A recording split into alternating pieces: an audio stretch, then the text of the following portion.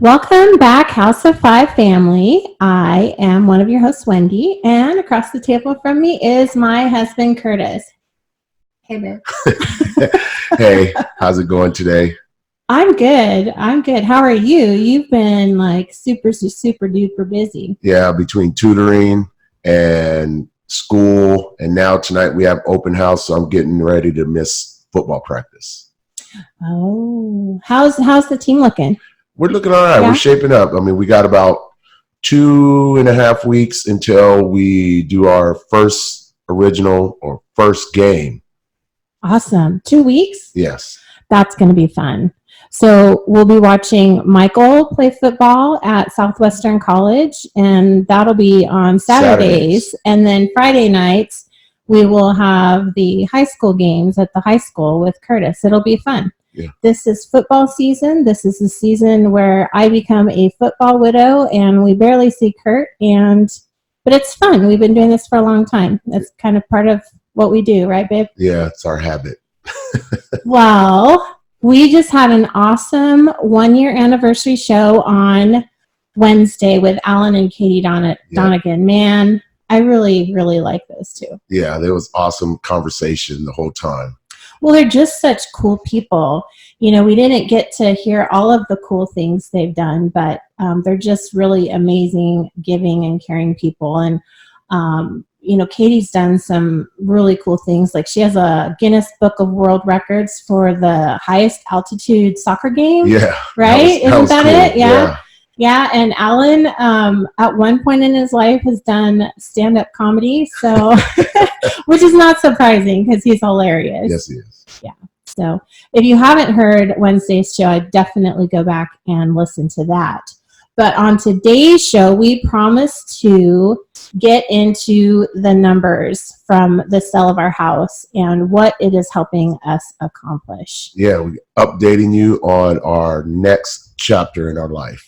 Right, exactly. So let me just backtrack a little bit. We found the FI community about 2 years ago in May of 2017.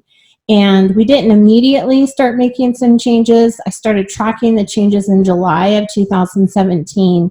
And we just started making cuts. We started making cuts every single where we could in our budget. And the goal was twofold, well, maybe threefold. It was to cut our expenses, pay off debt, but also to save more, to increase our savings rate. And at the same time, the goal was to retire my law practice and get out of the practice of law. And so being the breadwinner, that was a challenge because we're talking, over $10,000 a month in income that was no longer going to be there. If we wanted to reach all three of those goals, where was it going to come from? Mm-hmm. And it came from our budget and our spending. We cut back a lot. A lot.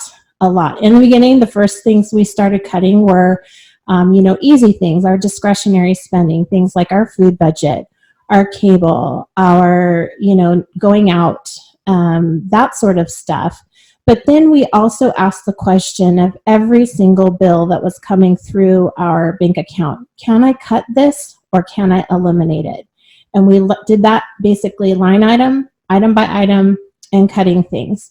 And so I've been tracking our cuts, and in the total 2 years before we sold the house, we had cut about a little over $6,000 out of our budget. So up until we sold the house, that's how good we had done. And yes. Even that's pretty incredible.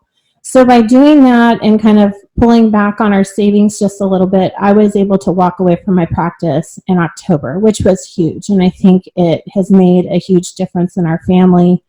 Our kids need us. 2 of our boys have special needs, and there's doctor's appointments and there's school appointments and all of that. So me being able to be home allows me to just be there more for the kids, and that's a huge benefit for them.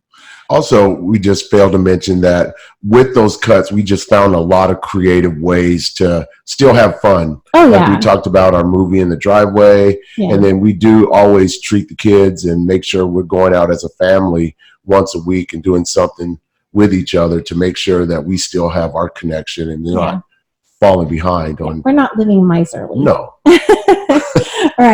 All right. So and we've talked about our story in other episodes, and I'll link those episodes in the show notes. But that's just a brief overview to get you up to speed kind of to where we were.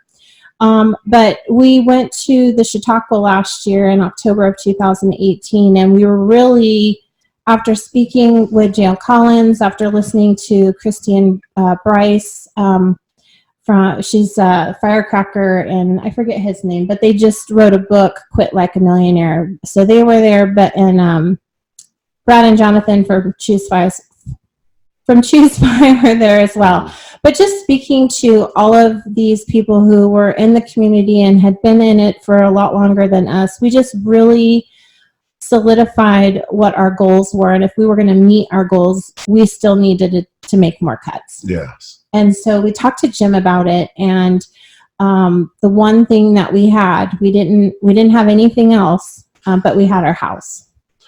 Right. Yeah. And that was it. That was really the only asset we had, was our house. And when I say asset, I know that there's debate back and forth about if a house is an asset, but we had enough equity in it that if we were able to get the equity out, that we could make some really big moves. And so we struggled with that decision.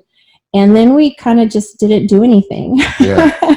We didn't do anything for a while because I think that was hard. We loved our house. Yeah. We loved it. We put a lot of our heart and soul into that house and made it a dream house. Yeah. I mean, basically we did a live and flip. Yeah. And that was our first real estate. Well, not our first, but one of our real estate adventures that we've done. Right. But we didn't go in it intending that. No, this is an awesome house. We definitely didn't intend going in to sell it after 2 years. I think we had intended to stay there a lot longer. But anyways, so we decided to list the house in April because after we ran the numbers, after we looked at what we could do, what additional cuts would come by selling the house, it just made the most sense for our long-term goals for our family.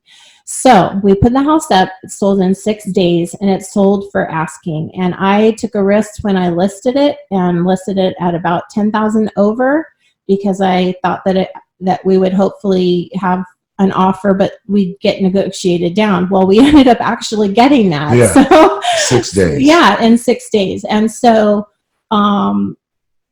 we got a little extra bonus with that too, right? Yeah. Yeah. All right, so let's get into these numbers. So what did we do? What did we pay off? We paid off 2 cars. We paid off, so we own our cars now, which is awesome. Yes, it is. Then we paid off all of our credit cards. So we're consumer debt free. We do not have any consumer debt. All that is left is our student loans. And those are pretty hefty, but that's it. We can focus on those.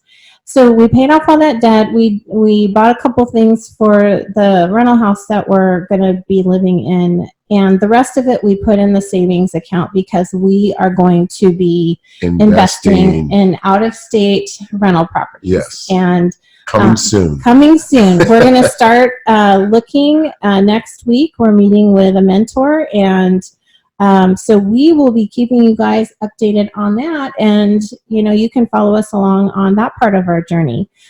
So the goal going forward is to now increase our income through passive income, through real estate investing, as well as me to continue my real estate business.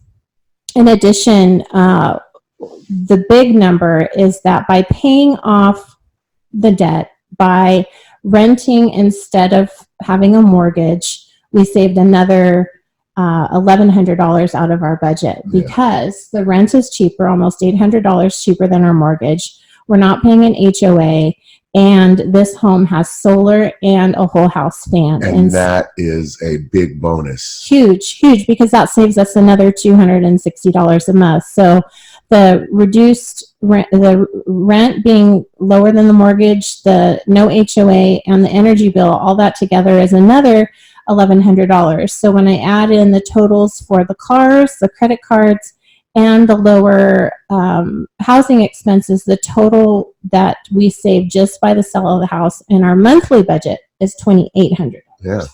So the $2,800 added with the little over $6,600 equals $10,000 a month in 2 years that we have cut out of our budget. 10,000. $10,000. We were spending that much. We were spending that much. What was you buying? I have no idea. We have nothing to show for it. But we were high income earners. I say that. I was a lawyer, so we were earning high incomes. But I don't think that we were unlike a lot of Americans in that we spent everything we had. Yeah. And we spent it on crap. Crap. Honestly, I bet we ate most of it. Yeah. I mean, with all these kids. I bet, and just doing things, going to Magic Mountain whenever we wanted, and that sort of thing. But it was family time. I mean, a lot of the things that we did. I love that, but at the same time, like to spend $10,000 to have cut our budget by $10,000 a month. People live on less than that. Yes, they do. People live on less than that, and we acknowledge that, and we absolutely acknowledge that we're coming from a place of privilege. But we also know that there are other people out there who are in the same situation as us, and maybe it's on a smaller scale. So we're not saying, oh, poor us or anything like that. Absolutely not. We understand the burden of debt, and we want you all to understand that we know what it feels like. And what these cuts have been able to do is to benefit our family, allowed us to increase our savings rate, and be consumer debt free, which is pretty cool. And we want that for you too. Yeah, and it taught us a good lesson about understanding that let the money work for us. Exactly. Instead of spending it. Yeah. So next phases are the real estate investing, increasing my income. And from there, we're just going to keep increasing our savings rate every chance we get. Kurt is getting a raise soon, and so we're going to be putting that all into his 403B. Yeah, we're going to try to max that out as soon as possible. I'm not getting younger. You can see these gray hairs, and the kids tell me about it every day. Yeah. You're getting whiter and whiter hairs. Well, and so if you are in that situation where you have, maybe you're struggling with some debt, or you just need to get things in order, we have a ton of resources for you. You can join our 7-Step Money Foundations course. We have our workbook, Shut Up and Budget, as well as our Etsy store. We've got some printables where it also has a workbook and some debt trackers, as well as savings trackers. So we have all these tools available to you so that you can make some progress. And, if you just want some moral support, come join us on our Facebook page. Group, yes. Yeah. Get connected. I'll put all those links in the show notes, you guys. This was our first attempt at a video, and we hope you enjoy it. We're going to be playing around with the set, and it might be different the next time you see us. Right. We're going to be painting. Right. So I don't know if you can tell that these are like, teal? Yeah, right now we're in what was formerly a little girl's room, and I've got like moon stickers on the ceiling. So, all right, everyone. Well, you want to say it? Yeah. All right, let's do it. Thank you for listening. We're glad you were here.